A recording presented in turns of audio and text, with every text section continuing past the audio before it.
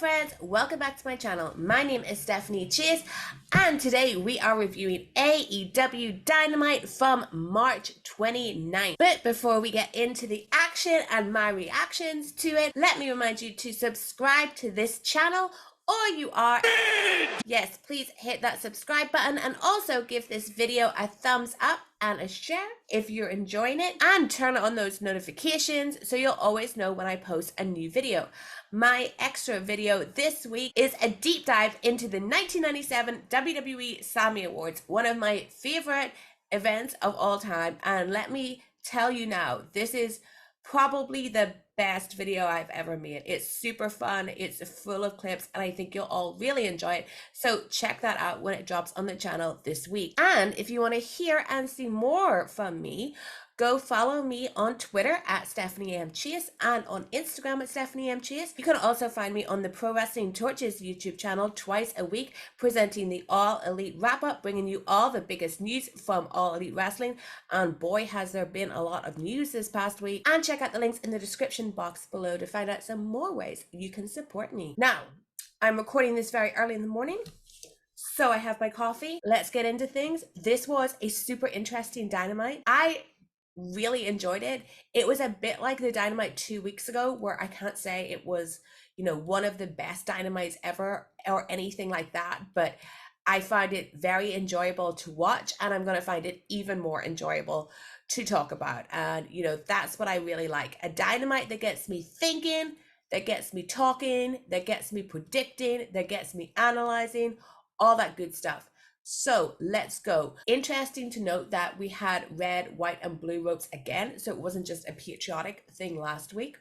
And we also had the AEW All Access show being promoted on the ring skirt. So like, they were really heavily plugging that show all episode, which makes sense. We kicked off with Jungle Boy defeating Matt Hardy. Jungle Boy came out first, and then we got Matt Hardy, who still uses the Hardy Boys theme. And I gotta say, he needs to ditch that, because every single live show I've been to, when that music hits, the people around me who are usually not big AEW fans, they're more like WWE fans that kind of casually know a bit about AEW, they always think it's Jeff Hardy coming out. I always hear people be like, oh my god, it's Jeff Hardy, remember Jeff Hardy? And then there's like that realization of, no, it's Matt. Anyway, I'm not the biggest fan of Matt Hardy, of course. I think I've made that pretty clear. So I felt slightly sorry for Jungle Boy, because he's really like dropped down when it comes to like older ex-WWE guys. He has to fight. I thought this match was okay. During this match, we saw Sammy Guevara and Ty Mello looking on and watching after the whole Four Pillars promo 2 weeks ago. Ty was sitting on Sammy's knee. We also saw Darby Allin watching, but unfortunately he did not have Sting on his knee at the time. I would have liked that. Now, Stokely Hathaway wasn't out because he got absolutely destroyed by Hook the week before, so good that they kept him off TV to sell that. But who was there but Ethan Page, who is the guy that the firm volunteered as tribute last week to be the next person to take on Hook and avenge Stokely. So Ethan Page was getting involved in the match. At first it seemed like Hardy didn't want him to, but he was doing that anyway. But then Hook's music hit for the ladies, and out comes Hook. I love that they actually played his music for him to do a run-in. You don't always see that, but Hook's so cool. His entrance music is so great. It was my most played song on Apple Music last year, no joke. And he attacked Ethan Page. This was also interesting because, you know, earlier in the year, Hook and Jungle Boy had been teaming together and kind of decided to go their own separate ways. So it's unclear whether this is hinting towards more Hook and Jungle Boy team up, or whether this was more a convenient thing because Jungle Boy was facing Matt Hardy from the firm, who has his issues with Hook. So in the end, Perry won with a flatliner and a charging forearm to the back of the head, and just as he was about to celebrate, out comes MJF. MJF was wearing a very nice pink shirt that went nicely with his Burberry scarf, I must say. So MJF told Jungle Boy that it was a Kanye move to interrupt his bar mitzvah 2 weeks ago. That one, I guess, can have a double meaning. Does he mean that it was an anti-Semitic thing to do to interrupt a bar mitzvah? Or is he just relating it to the fact that Kanye is a known interrupter, given what he did to Taylor Swift all those years ago? Who knows? But anyway, quite a good line, and MJF looked like he took a lot of pleasure in saying it. So he called out Perry for having the audacity to say that MJF had it easy in AEW. He talked about when they wrestled during the pandemic. That match meant a lot to MJF, and he realized he might have met his equal or someone that he'd be on a journey with for years to come, or that he went and shook Jack Perry's hand after the match. But he did give him some advice, and that was he should ditch his friends and just look out for himself. Now, of course, Jungle Boy did not take this advice, and he was hanging out with, as MJF called him, Marco Stunted Growth, a character that just disappeared from AEW, the Dino Douche, Luchasaurus, and Christian, when he could have been the Jack Perry show all on his own. MJF is kind of right here, because if Jungle Boy did not take MJF's advice of being a loner, he really should have, because look how things turned out with Christian. But anyway, and Jungle Boy, showing that he really is Jungle Man, called MJF a piece of shit.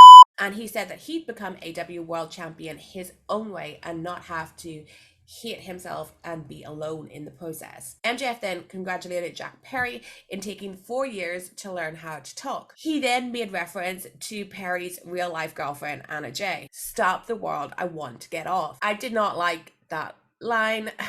I know I did a whole video about the kayfabe breaking of the Four Pillars promo, and I just think some things are just unnecessary.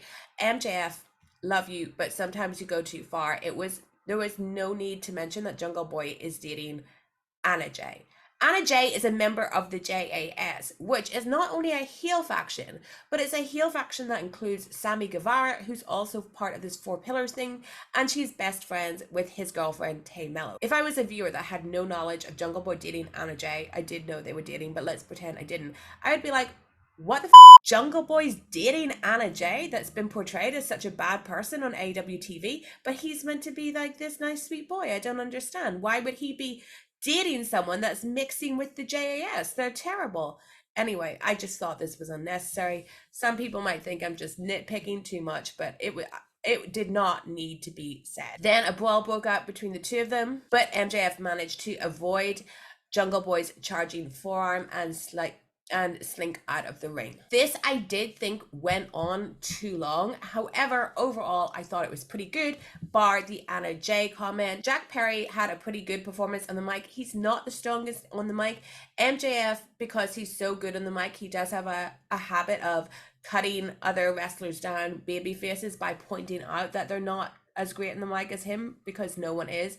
And that can be quite negative, but I think Jack managed to hold his own. So I like this, and so far I'm okay with the direction, how they're handling this whole Four Pillars thing. I liked how Darby was watching on in his own secluded way, and I liked how Sammy's being portrayed as a guy who cares more about making out with his wife than watching the match, because that makes me think that they might ditch Sammy from this, which would make me happy. But yeah, overall, I thought it was a pretty good segment. The match between Jungle Boy and Matt Hardy was just okay, but it was all just to lead to this. Then the commentators told us that we were going to Al Scoop's Alex Marvez. So Alex Marvez was once again going into Omega and Callis's locker room. I don't want to be mean to Alex Marvez, but we are years into this company now, and this guy still can't even hold a microphone properly. Don basically said that what happened last week was he lost his balance with Hangman Page and just fell over. And he questioned why Omega would trust Page and not him after everything that's happened. And Callis said he was going to find Page to make things right. More on that later. Okay, then we had a video package of Matt Menard and Angelo Parker, and Jake Hager was allowed to come too, taking the acclaimed Daddy Ass out for a night in the town in St. Louis. They went to a hockey game, dinner, And all of this was paid for by Chris Jericho, allegedly. So 2.0 are trying to get the Acclaim to join the JAS, of course, because I think they're more sports entertainers. Though I think this storyline has kind of gone over a lot of people's heads, because I saw a lot of people thinking that this had come out of nowhere, but it hadn't. This was fun and it was silly. And I did tweet at the time, because Jericho wasn't there last week, he was fuzzying that all his little sons seemed to be actually having their own things to do with him away. So you had 2.0 doing this thing with the Acclaimed, Jake Hager was there, Sammy's in his Four Pillars stuff, Daniel Garcia's got a main event. So I thought that was very good for like the entire faction, because usually they don't have anything to do on their own. However, I'd kind of be proven wrong by the end of the show, but we'll get to that. Then this was absolutely traumatic. We had Dalton Castle and the boys, who I love so much, come out for their match with the Blackpool Combat Club. But while Dalton and the boys were making their beautiful entrance, they were attacked by the evil Blackpool Combat Club. Now, I didn't like these guys before, but I hate them now. This was vicious, this was mean, but Claudio did trip and fall over, and that is karma, my friend. That is karma. So because of the attack before the match, this was just a quick one. After the bell rang, Moxley was on the floor with Cass, getting him in an anaconda choke, and then Claudio hit a Ricola bomb on one of the boys. Easy win. Justice for Dalton and the boys. That's all I can say about this. Then we saw a great video package hyping up the match between Kenny Omega and Jeff Cobb, including New Japan footage. I thought this was very cool. And it also showed highlights of Kenny's amazing match with Vikingo last week, which made me super, super happy. Because if you saw my video, which was titled, Did we need to know Vikingo before Dynamite?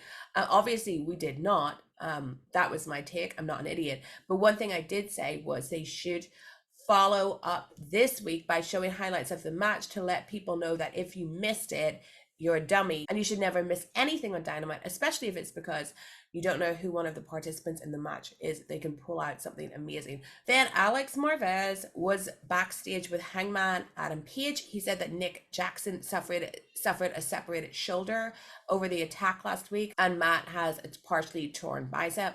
It is a shoot that he's injured. Obviously, it wasn't from that attack. It was from their match with the JS in Winnipeg. When Marvez asked who attacked them, Paige said it was the BBC, which I can totally understand. I felt personally attacked by the British Broadcasting Corporation many times when I'm asked to pay my license fee. But anyway, then Don Callis entered and he apologized for falling over last week. Then he went to shake Hangman's hand, but then Moxley, Claudio, and Yuta came in and attacked Page. Callis tried to offer his hand to them, but he was clocked by Moxley. Now, this was pretty crazy because we saw Callis go down, but then at the end of the segment, we saw that this guy was bleeding profusely. He was totally busted open. And it has since been reported that he was legitimately hurt in this. PW Insider reported that he hit his head when he fell to the ground, leading to the cut. Now, we could work this in to the storyline because earlier, when he was talking to Kenny, he said that he lost his balance during the Hangman thing. So I guess he lost his balance again here because he took such a whack. But if the storyline was meant to be going towards Callis actually being in cahoots with the Blackpool Combat Club, this shoot injury bleeding here didn't really serve them very well, because the blood on Callis looked so brutal that I don't know that there's any coming back from that. If they were gonna just knock him over and it would all turn out that this was a setup, whatever, that's fine. But they really made this guy bleed. But anyway, I hope Don is okay, because that looked like a nasty fall and cut. Then Jeff Cobb entered for his match. And then we got some bizarreness where Tony Schiavone walked up to Kenny Omega before the match and informed him what happened to Don. Kenny had no idea. He was so preparing for his match. He seemed shook up by it, but then music hit and oh my god, it's Devil Sky. I love Kenny's AEW theme. I love Kenny's New Japan theme even more. I hate Kansas. Ugh. So it's very cool that we've not had to hear that for a while, and instead we are getting Kenny's solo themes, and Devil Sky is an absolute banger of a tune. This was a very good match. However, on the Omega scale, it was on the low end, I thought, especially of his recent encounters. Cobb really focused on Kenny's ribs, trying to wear him down. At one point, we had Jeff Cobb hitting a V trigger, and then going for the one-winged angel. He got Kenny up on his shoulders, but Kenny was able to get down. And then finally, Omega hit the V trigger, and he managed to get Cobb on his shoulders for a one-winged angel, which looked very impressive given Cobb's size. Pretty good match, and I just like the story they're telling here with these Kenny solo matches, and I want just every week Kenny to take on a new opponent and have to triumph against adversity. But then after the match, those awful Blackpool Combat guys came out and they attacked Kenny Omega. This hit me in the heart because I felt really sorry for Kenny. He was all alone in there. All his friends have been taken out. He had no one. And then Bryan Danielson's music hit. Bryan Danielson is back after saying he was taking a little bit of a break after his match from MJF to, figure things out. And what has he figured out? He's figured out that he's better off as a heel, because it looked for a while like Danielson was calling off the Blackpool Combat Club, but then he attacked Kenny and hit a Busaiku knee and quickly put on the lapel lock. Danielson being a heel, I think it's pretty cool. I actually think he's better as a heel, and now the Blackpool Combat Club are even more threatening because they have Bryan Danielson there. And I must say that initially when all this started, I did say that this was not what I wanted for Kenny or Hangman, but I wanted to see where it was going. And now we're a couple of weeks into it. I have to say, I am all in on this. It's still not what I would have chosen to do, but I think they've done it very, very well. And just doing this one story is making each Dynamite feel like a more cohesive show. Like there's a through line going throughout the whole show, which I think is really cool. I think it's a really good storyline that kind of lets them flex some creative and storytelling muscles more. And I think it's overall been a real positive for the past couple of Dynamites. Next up, we had Orange Cassidy, the international champion, defeating the Butcher. This was the match that got the most commercial interruption. I thought it was a bit of a nothing match, to be honest. I don't really have any take on it. We did have Blade getting involved. He always looks cool, but Chuck and Trent attacked him. And Butcher, he threw down the referee, but then Taylor hit him in the ribs with a pipe. So, dirty. But anyway, Orange Cassidy got the orange punch and the breach break for the win. Then we had a promo by Juice Robinson, who is taking on Action Andretti this Friday on Rampage. The charisma vacuum that will be happening in the ring during that match is going to be extraordinary. Anyway, it's all a statement for Ricky Starks. Poor Ricky Starks is still stuck in this juicy verse, let's call it. He'd be better off feuding with the Juice Juventud Guerrera. I'd be more interested in that than this whole Juice Robinson thing. Then we had a match between Ruby Soho and Willow Nightingale. I love Willow. This was terrible. It was all just interference. So much interference, making the referees look stupid. I mean, Willow was really good and really impressive, but that's not what you could focus on at all. You were focusing on Saraya doing terrible antics outside the ring and all of that. And then, of course, at the end of the match, Willow gets attacked. They're going to spray paint her. And then Sky Blue and Rio run out to the ring. This has been going on now every single week. It's like Groundhog Day. You should have been out there with Willow because, of course, the heels were going to be interfering in the match. But you sat back and you watched the whole match and then decided at the end that you should get involved. And then Jamie Hayter came out. She cleared house, and Hayter is facing Rio next week, but they shook hands. But yeah, it does just feel like Groundhog Day. These baby faces are getting nothing, and they're being portrayed as actual idiots. They're just letting this pattern happen over and over and over again. And I haven't liked the storyline from the start, but I just really feel like it's so badly written and executed. Whoever is booking this, whether it's Tony or whoever is agenting this, it honestly just feels like, for quite a long time in AEW, people complained about the women's division. I always gave them the benefit of the doubt because the women were working so hard and they were building something from scratch, and I really respected that. But a lot of people complained that the women's division was basically just Britt Baker and no one else was getting a storyline. And yes, you should be focusing on multiple women, not just like two at a time. However, this honestly feels like someone just went, okay, then let's throw all the women we have on TV and just put them in two different factions, and let's not do any proper storyline in it. Let's just, every week there'll be a match and then there'll be an attack, and we just repeat. I wish people were putting more thought and effort into this storyline, because all of these women deserve better. Jamie Hayter deserves to be in a much better storyline than this, and as I've said before, like, there were much better storylines lined up for her before they decided to go with bad creative. Then we got to the main event, the return of Adam Cole. He came out in a yellow jacket looking like he shops in Bershka, but I won't hold that against him. And then we had Daniel Garcia, who has such a cool theme that's kind of on the same wavelength as Hook's music, but he's clearly been dressed by like an 80s rocker, you know, which no offense to that, because like so have I, but it's just funny when you put it together with the music. Anyway, I thought this was a pretty good match. Cole has been away, you know, for months and months and months, and he looked really good. Like, you know, he hadn't missed a beat. Garcia was really kind of like going for the head because of Cole's concussion issues. But, you know, it wasn't like a blow away main event like we had last week, but it was very solid, and it was just really good to see Adam Cole out there again wrestling. So Cole got the win when Garcia charged into a super kick, and Cole was able to hit the Panama Sunrise, followed by the boom. Then we had the post-match stuff, and I thought this was bizarre. I'm not saying it's bad, but it was bizarre. It was a choice. It was a creative choice that was made.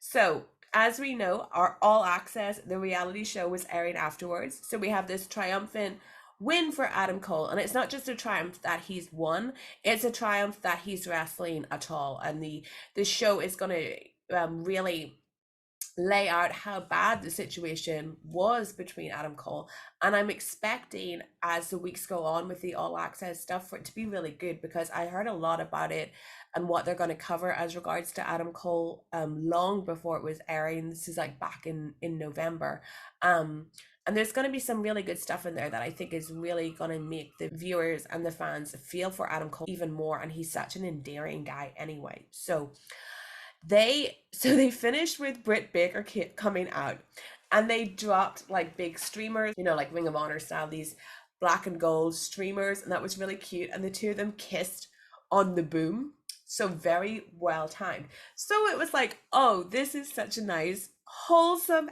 ending, like, let's send everyone happy. And then I was a few minutes behind Benno with my feed, and then I got a message from him that just said, for fuck's sake.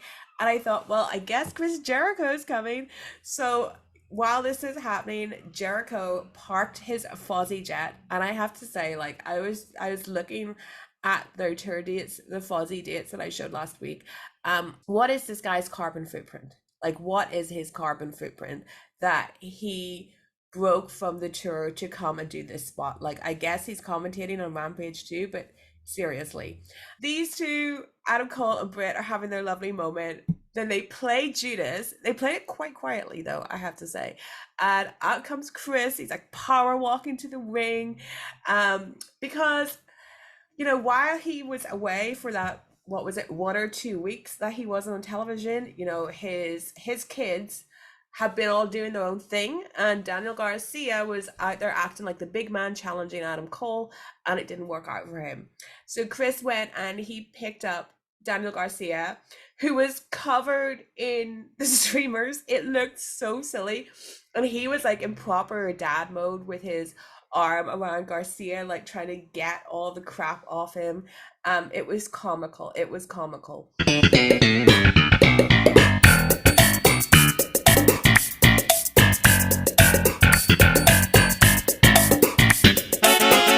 But did he attack attack Adam Cole or anything. No, he just did some like lingering looks.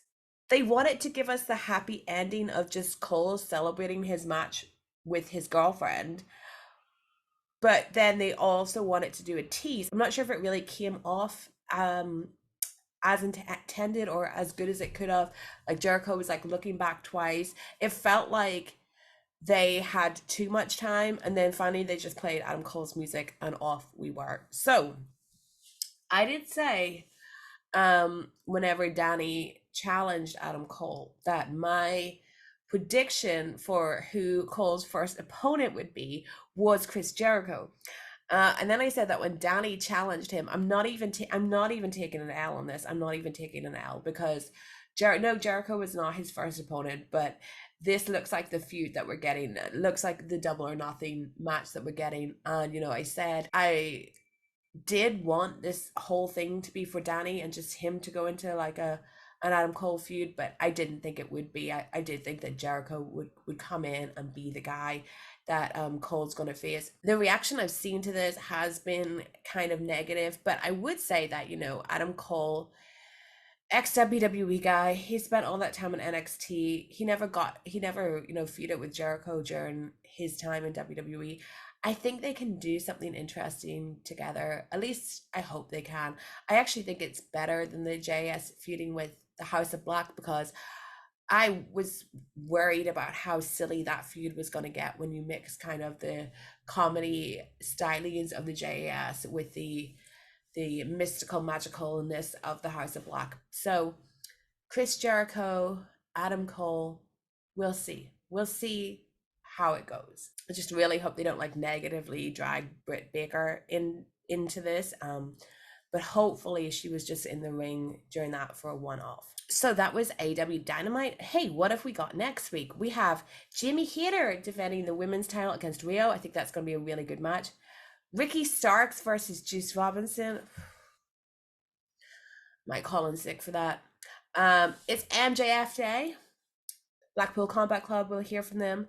And FTR put their careers on the line against the Guns for the Tag Team Championship. So who was I the biggest fan of this week? I'm giving it to Kenny Omega. Kenny he made me feel something. He made me feel a lot of sympathy. He made me feel a lot of love. He made me feel a lot of sadness. All of it. I thought Kenny was great this week. And I think what they're doing with Kenny is great. I'm all in. I'm all in on Kenny just doing banger matches while they try and do some like epic storyline around it, to capture the people that will tweet about this and build up the lore and all of this stuff. I think it's very good. I like it a lot. And that's all from me. Don't forget to subscribe to my channel, and please check out my video on the 1997 Slammy Awards. I put a lot of work into it, and I think it's really fun, for WrestleMania weekend, and I would love you all to watch it. And enjoy the 1997 Slammies as much as I do. And of course, follow me on Twitter, follow me on Instagram, check out my links in below. But thank you so much for watching, and I will catch you next time. Bye!